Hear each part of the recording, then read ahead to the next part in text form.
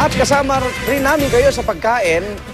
Vicky, steak naman ito. Wow, sarap. Midnight snack natin ngayong gabi. Ano ang steak na ito? Pero hindi gawa sa karne. Gawa po ito sa prutas. Correct. Alam mo ba, Igan, siksik daw sa sustensya ang steak na yan na natikman ni Michael Daes. Narito po.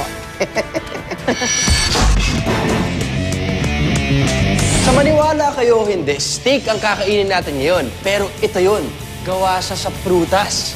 Ano kaya lasa nun? Let's find out. Let's go. Para mas lumabas ang natural na lasa, ang pakwan ay iniihaw.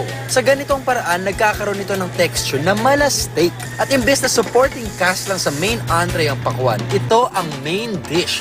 At syempre, para kompletos recados, meron itong kasamang mushrooms, mashed gabi at special gravy.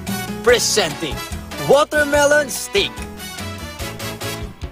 Yung paborito natin na pakwan, instead of a dessert dish or a fruit, sinerve namin siya as a savory dish. Ngayon ko lang narinig tong watermelon steak. Literal siya na watermelon na linutong parang steak. Ang Pepino kasi ay isang vegan restaurant. Ibig sabihin yan, halos lahat, 100% ng pagkain nila ay plant-based. So yung mga karne galing sa hayop, kahit yung mga byproducts ng hayop, yung mga eggs, yung mga dairy, hindi nila kinakain dito. Okay, game.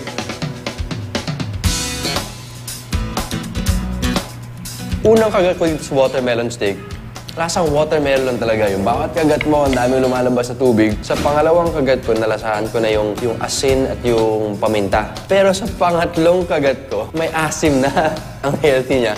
Parang feeling mo, ang bait mo pag kinakain mo to. Kung lasa ang pag-uusapan natin, kompleto siya. Very interesting siya. And if ever I wanted to eat healthier, kasi minsan nagdi-detox tayo, hindi tayo kumakain ng karne, magandang puntahan dito.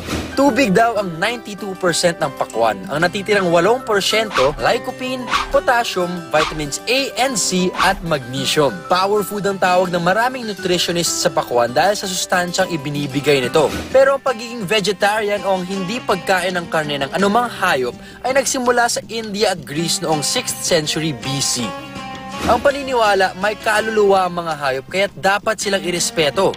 Tanda raw ng pang-aabuso ang pagkatay sa mga ito. 1970s naman nang mauso ito sa Pilipinas. Hanggang ngayon, mas dumarami ang vegetarian sa bansa. Patunay ang nagsulputang veggie recipes at restaurants sa tabi-tabi. Pagdating sa watermelon steak, kahit gaano karami pwede natin kainin lang. Dahil pagdating sa calories, wala tayong problema dyan. Happy, healthy eating nga naman, di ba? Ako po si Michael Daes and this is Midnight Snack. Healthy lifestyle. Promote it and eat brown rice.